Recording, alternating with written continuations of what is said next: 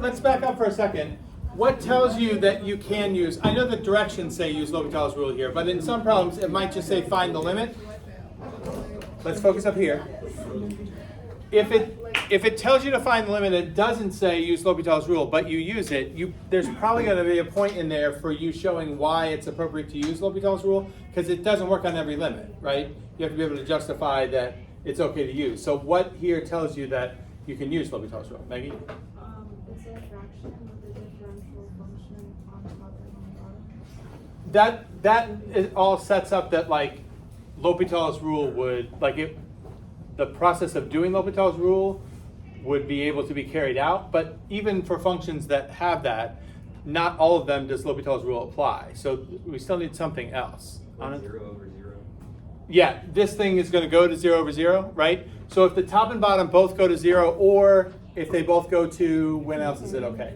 Infinity, right? If you get infinity over infinity or 0 over 0, either of those says L'Hopital's rule would work. If you don't get one of those and you try to do L'Hopital's rule anyway, you'll get some function to take the limit of, but the answer to that is not the answer to the original limit, okay? Now, do you remember AP, when we talked about this last year in BC Calc, AP is like real picky about how you write stuff like this, and IB is not as picky. But do you remember the thing about like AP, whoops, like they're okay with you writing that expression, but they're not okay with you treating that like a number. So AP does not want to see that you write this equals 0 over 0, right? Now I'm a grader for IB and AP, and I did have to grade an AP problem related to this, and I know that they're like all about this. Like if you see equals 0 over 0, you're losing a point on that part of the problem. Like they don't think that's good mathematical communication. I've not seen IB make such a big deal about that. I still, to be on the safe side, probably wouldn't write that, like write equals 0 over 0. Technically, this is not a numerical value, so it doesn't make sense to say that something is equal to a thing that is not a numerical value, right? It's like saying this thing is equal to a word or something like that. It doesn't make sense. What would be better, what AP wants you to do, and I do not think you have to do this on IB, is to say the limit of the top equals 0 and the limit of the bottom equals 0. And that's what says it's okay to use L'Hopital. Or if the limit of the top is infinity and the limit of the bottom is infinity, that's okay too. I think in BC we talked about like ways that you could get around not writing this, and you can be a little more informal, and I think IB is also fine with this. If you show that like this thing is going to 0 and that thing is going to 0, that's fine, okay? And that's saying that you're able to use L'Hopital's rule, okay?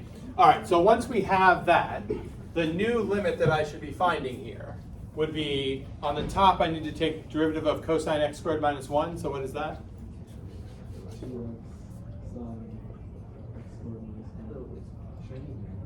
Right, we need a negative, right? Because cosine's derivative is negative sign. And then, is there more on the top? Minus 1, derivative is 0, right? So that's it. And on the bottom, what's the derivative of e to the x minus 1? Right, and there's chain rule here, but it doesn't contribute anything, unlike this one, right? And then there's more? Minus 1. Minus 1. Okay. Now you try the limit again.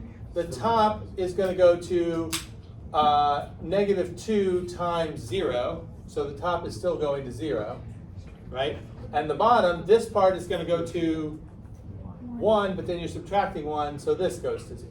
So what do you do in that case? We still have the same indeterminate form, 0 over 0. L'Hopital again, okay? And sometimes you might get worried that you're in like this infinite loop where you're just going to keep getting 0 over 0 every time. Do you see though, if we use L'Hopital's rule the next time, the new bottom after the second time through will be what function? It's e to the x minus 1, and if you take the limit as x goes to 1 of this, what are you going to get? 1. So we're not getting an indeterminate form next time. Does that make sense? So you know you're not going to have to do it a third time. Now on the top, what derivative rule do I need here? Product rule. Chain rule is a part of it, but what's the bigger overall rule here? Product. We need product because it's 2x times a sine function, so it's product rule. So first function, negative 2x, times derivative of the second, derivative of sine of that is cosine of that, times, chain rule again, 2x again, okay, plus second half of chain rule, sine of x squared minus 1 times negative 2, derivative of negative 2x, right? Okay, so we try the limit again. We already said on the bottom we're going to get 1, right? On the top, if x is going to 1, we get a negative 2. Cosine of stuff getting closer to 0 goes to 1 times 2 plus sine of stuff getting closer to 0. 0. So then times the negative 2 doesn't really matter, right? If you simplify all that, we get Negative 4. negative 4. Okay? Does that make sense? Good. Okay. I want to ask one follow-up question about this that kind of goes back to calculus stuff we talked about. If you look at this function, I'm trying to get at how doing that limit helps you picture what's going on with the graph of this function. This is not a graph you should have in mind, right? So let's start here. What's the domain of this function? Is there anything you're not allowed to put in for x there? One thing should immediately come to mind. What was causing this whole problem in the first place? 1, right? When you put in 1, the bottom is 0, so this function is not defined at 1. Now, you can put anything you want into cosine, right? Cosine's domain is all reals. You can put anything you want into e to the x minus 1. So the only problem would be, since this is a fraction, you have to watch out for, is there anything that's going to make the denominator 0? So 1 clearly makes the denominator 0. Is that it? Is there anything else that if you put in to the bottom there, you would get 0 back out?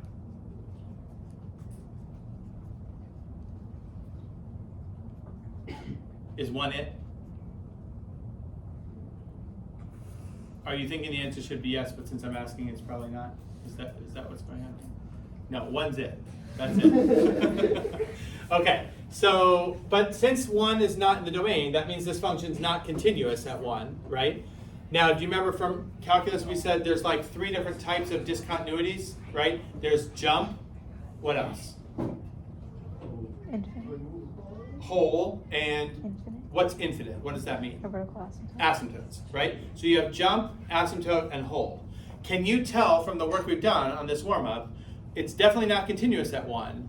Which type of discontinuity would you expect to see? Would there be a jump there, a hole there, or an asymptote there? Cusp is not a continuity issue. That's differentiability. What do you think? Hole, asymptote, or jump? We have done enough work where we can tell what's going on here. What is the fact that we just got this? The limit is negative 4, right, as you approach 1. So what does that mean about, right, there has to be a hole there, because this is saying that from both sides, the y value is getting closer to negative 4, right? But the function doesn't exist at 1, so the value of the function at 1 is not negative 4. It doesn't equal anything. So you have the function approaching negative 4 from both sides, but it not equal there. That means there's got to be a hole there, right? Andrew? What if it's there's a discontinuity, so there's an asymptote and then they go up both Right, then we would have gotten that, if it goes like this, then from the left and right, we would have got infinity for the limit. So that would have shown up there. So instead of the 0, it would have been infinity. What's that?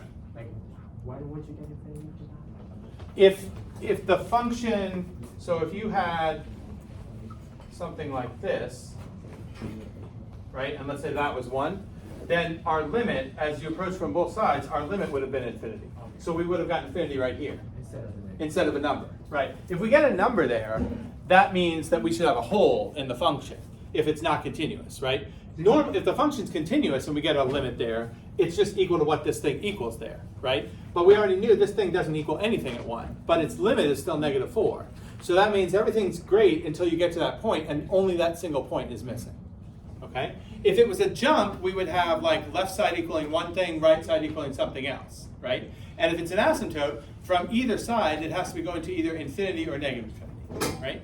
Okay, so here's a picture of that graph, okay? Now there's a lot of other interesting things going on in this graph that we weren't looking at, but this is what you knew from what we did over there, right? There's a hole right here at the point 1, negative 4, because the limit exists there, but the function doesn't. That makes sense? Do you remember the idea of removable discontinuity? We talked about this in calculus too. It's like if the function doesn't exist there, but the limit does, you can fix this and make the function continuous there, because we could just define that this function is equal to this for everything except 1, and when x is 1, we just make the function equal to -4, and that would fill in this hole, right? But if the limit didn't exist, it wouldn't matter. We could still define the function to be whatever we want at 1, but no matter what we assign it to, it's not going to make it continuous because the limit doesn't exist, right? The only way a discontinuity can be fixed or removed is if you're starting with the limit already existing and you just need to match the function value to what the limit already is. If the limit doesn't exist, then it doesn't matter what the function equals, you won't have a continuous function. Okay? All right, now we'll move from there to the beginning of the talk of series. So I want to show you here what you do have to remember and what you don't need to remember from the BC Calc series. Okay? So first, this equation here, or approximation actually, is the general formula for making a Taylor series for a function. Does this look familiar? F of a, f prime of a times x minus a, next term, f double prime of a, over 2 factorial times x minus a squared, and this keeps going, right? So the general term of the Taylor series is nth derivative with a plugged in, divided by n factorial, times x minus a to the nth power. This is the coefficient of each term in a Taylor series. And a Taylor series can be centered anywhere. A is the center of the series. MacLaurin series are special cases of Taylor series where the center is always 0. Okay, so here's the first thing. For IB, they only test MacLaurin. Okay, so when you're doing this general idea here, your A is always going to be 0. They don't ask about Taylor series centered anywhere else. They only ask about MacLaurin series. Okay. So that's the first thing that simplifies things. Now, there's another big idea that you might remember from calculus, but you won't have to remember it for the IB exam. I wrote here approximately, right? This thing is approximately equal to this because I stopped it right here. Do you remember the idea that this approximation gets better the more terms you include, right? So I can say f of x is actually exactly equal to this expression. If I say plus dot dot dot and say the series is going on forever, then the sum of all the terms in that infinite series exactly equals this. But we said that's only true when x is in, do you remember the phrase? When x is in the initials are IOC? Interval of convergence. Good, nobody said International Olympic Committee. Okay. Do you remember the whole process of finding the interval of convergence was like a big deal in BC Calc? You first identify the center, then you set up this whole ratio test thing to find the radius of convergence, like how far from the center can you go, and usually that comes out to a specific number which identifies 2 endpoints, and then you have to decide if the endpoints are included or not, and that went through, like, we had all these tests, like p-series, limit comparison, direct comparison, alternating series test. Do you remember all that stuff we did? And that's to determine what the interval of convergence is. And sometimes you have open intervals, sometimes it's closed, sometimes it's open on one side, closed on the other. Like, we did a bunch of practice with that stuff. IB does not test that idea at all, okay? Nothing about interval of convergence will you see on this test, okay? So mostly what you're gonna need to do is you have to know how to make MacLaurin series for any kind of function. But with a nice, helpful aid, that in your packet, they have some of the basic, like, commonly used ones, like the MacLaurin series for e to the x and sine x and cosine x are all there. There's like 5 that are in your packet. E, sine, and cosine are there, and then there's 2 more that are also in there. So those are already there, you don't have to remember them, but a lot of times they'll ask you to make a series that's based on 1 or more of those, but involves having to manipulate it in some way. So they might say to you, make the MacLaurin series for the function sine of x squared, but sine of x is in there. Or make the MacLaurin series for x squared e to the x, but e to the x is already in there. So you're just like manipulating something. We did that kind of stuff in BC also, and in BC, you had to remember what the basic ones were, and then you had to manipulate them. For IB, you're given 5 of the basic ones, but then you may have to use what's in there to modify it to be what they want you to do for that particular question, okay? Now, they also sometimes put basic series together in ways that go beyond what we did. So we'll talk about that a little bit tomorrow. Today, I just want to review the mostly from scratch process. Like, how would you do this if you didn't have any other helpful tools available to you? What's the fallback plan that you can use all the time? And then tomorrow we'll talk about how you don't have to do that all the time and you can make use of manipulations that we did in BC also. Okay, so let's start with this one. Okay, a lot of times they will refer to MacLaurin polynomials rather than series. So polynomial just means you're stopping somewhere instead of going on forever. And how they communicate where you're stopping is usually one of three different ways. Here I use degree. What does degree refer to? How many degrees there are? Not really, I mean indirectly it is, but that's not what the meaning of degree is. It does sort of communicate how many terms, but fifth degree doesn't automatically mean 5 terms. It's the highest power, right? Degree is the highest power. You also might see order. They might say fifth order polynomial. Order refers to what's the highest derivative you used. So do you remember on the previous slide we had a particular derivative and a particular factorial are tied to the coefficient for a specific power, right? The n matches for all three of these. The power of x you're on, the derivative you're using, and the factorial you're using, they're all the same for any particular term. So they might say fifth order, which would mean go up to the fifth derivative when you're doing this. Usually order and degree are the same, because if you're doing fifth order, you're going to generate the fifth power term. But it could be that order generates a degree polynomial that's lower than the order, because the derivative value here might be 0, right? And if the derivative value is 0, this power you won't see. So it could be that you use the fifth derivative, but the highest power you ended up with was something before that, right? So that's why order and degree aren't necessarily the same, even though they usually are. And the other thing they might do is, instead of saying degree or order, they might just tell you a number of terms. They might say, write the first 4 non-zero terms of the MacLaurin polynomial. BC did that too, okay? All right, so let's go through a couple of these. What I do, if you just have to do this from scratch, and this one is in the packet. So I want to do this from scratch to remind you how this works, but there will be cases where you can just use the packet, okay? But I want to show you where that one from the packet comes from. So I usually make 3 columns in a chart here. The nth derivative of the function, then the value of that derivative at the center, but remember we're only going to do MacLaurin, so we're always going to plug in 0 there. And then I make a 3rd column here, which is the value of the derivative divided by the appropriate factorial, because this column is giving me the actual, the actual coefficient. Okay, so we're going to start with sine x. So this is my n equals 0 level. I haven't taken any derivatives yet, right? If it wants 5th degree, that means I need to go up to the 5th derivative. So when n is 1, derivative of sine is cosine. When n is 2, I take the derivative of cosine and I get, okay. When n is 3, I take another derivative and I get negative cosine. All right, now when n is 4, if I take the derivative of negative cosine, I get sine, which is my original function. And does it make sense? For however far I go from here, I'm just going to repeat these, right? So these get repeated after this. Now I need to go 1 more, so this is going to be cosine x. And then I'm going to evaluate all these things at 0. If I plug 0 into a sine function, I'm going to get 0 back out. But if I plug it into cosine, I'm going to get either 1 or negative 1, depending on whether the negative sign is there or not.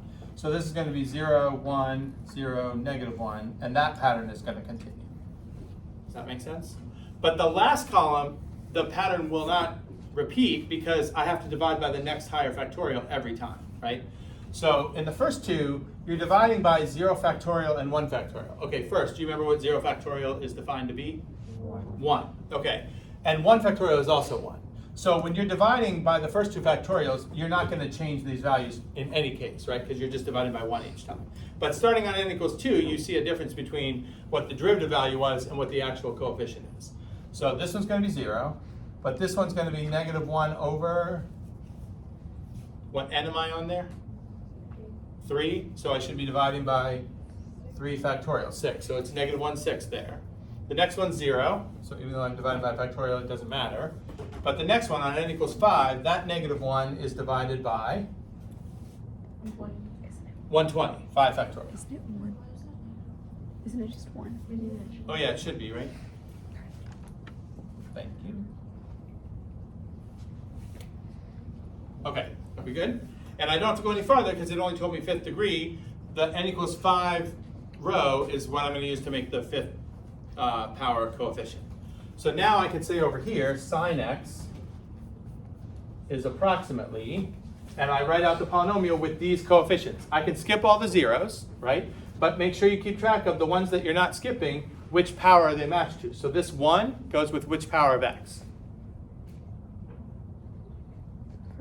First. So that's just x, 1x, right? Then I skip this, so there's no x squared term. This minus 1 over 3 factorial is x cubed's coefficient, right? There's not going to be a 4th power. So the next one I'm going to see is the 5th power, and this is plus 1 over 5 factorial, x to the 5th. So sine x is approximately that 5th degree polynomial. And in AP, they might ask you like, for what values of x is this valid, right? That's the interval of convergence question. IB won't ask that because they don't test anything about interval of convergence. Do you guys remember? This is kind of special, this one. Do you remember for what x is this is valid? It's all reals, right? E sine and cosine, they had infinite intervals of convergence. But IB won't ask you that. Okay. All right, does this make sense? So like I said, this one, if you look in the back of the packet, there's this section on MacLaurin series. That's one of the ones that's in there. Okay? So you would not be asked to do that on a test unless you were using that to do something else. You could just use the answer from the test or from the packet. Okay, I'm going to skip this. Okay. Now, this one says construct the 6th degree MacLaurin polynomial for the function x sine x. Okay, I'm going to show you how we would start to do this the way I just did the other one, like the fallback way. And then this will like lead into the idea of manipulations that we can do that we're going to spend more time on tomorrow. Okay? But to start this from scratch, we'd have our same 3 columns. So nth derivative of the function, value of that function at 0, and value of that derivative at 0 over the appropriate factorial. Okay? And my n equals 0, like the original function level, is x sine x. And it's telling me to go up to 6th degree. That means I'm going to need 6 derivatives here, ultimately. Okay? Now, when n is 1, I need to differentiate x sine x. What do I have to do to differentiate x sine x? Product rule. It's going to be x cosine x plus,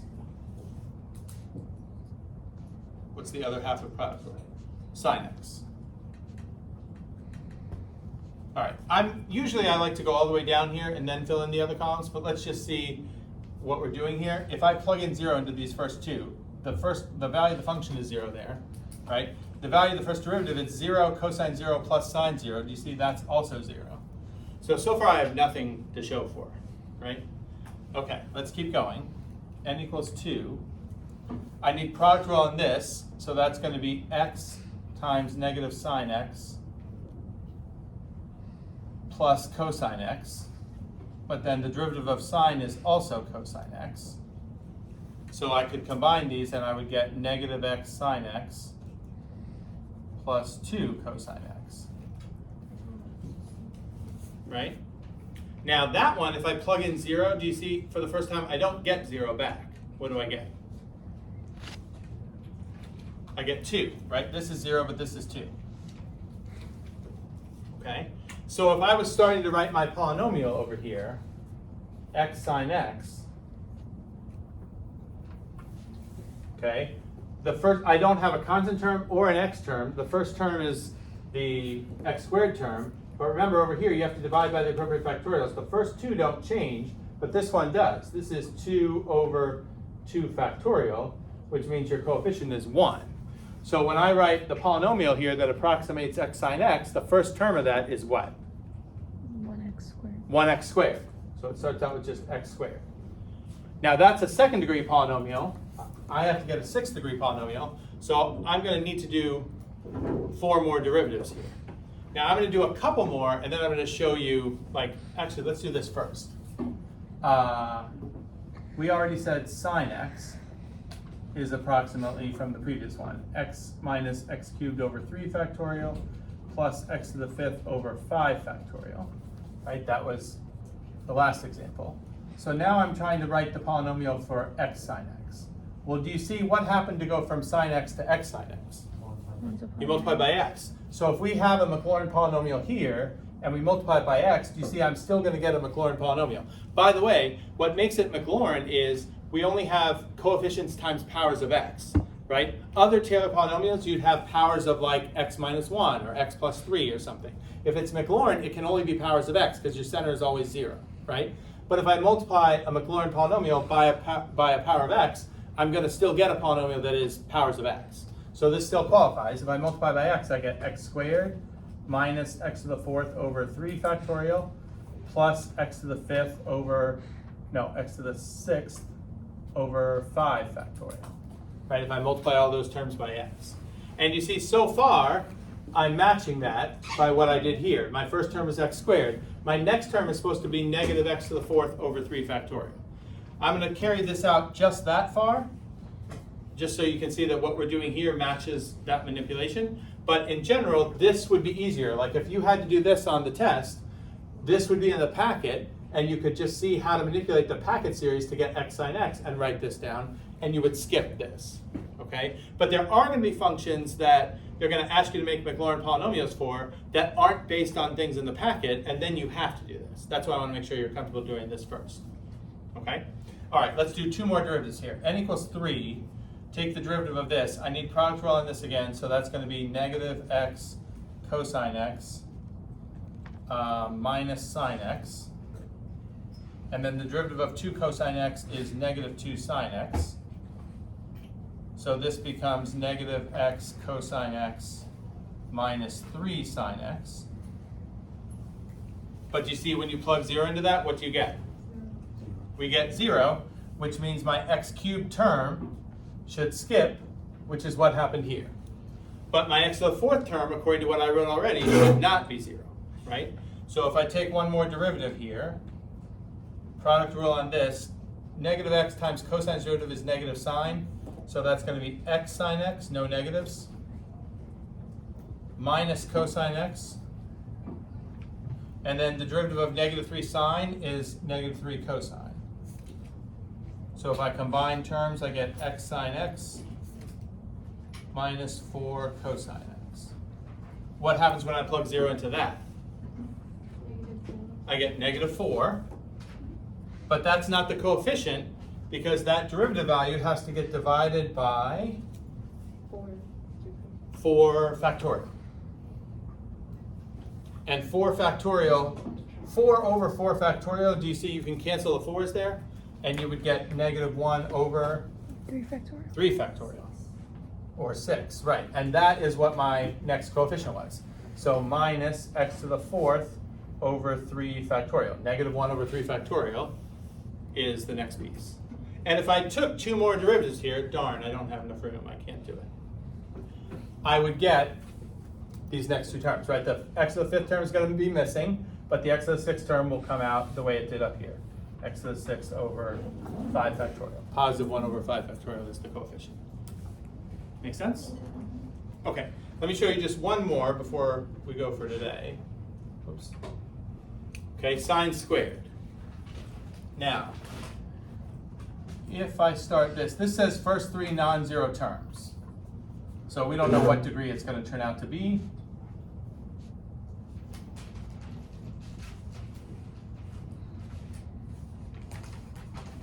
But I'm starting with sine squared. That's the n equals 0. When I take the derivative of that, that's like sine x all squared.